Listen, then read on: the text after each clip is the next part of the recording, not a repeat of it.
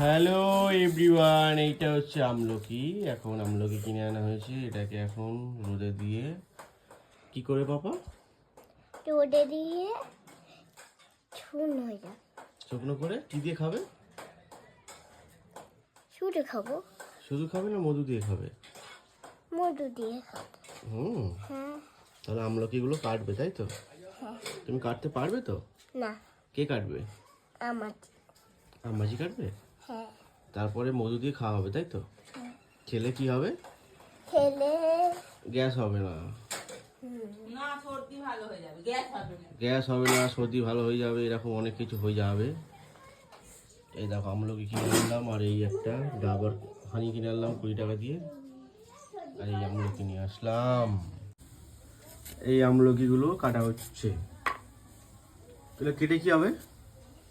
কেটে নুন দিয়ে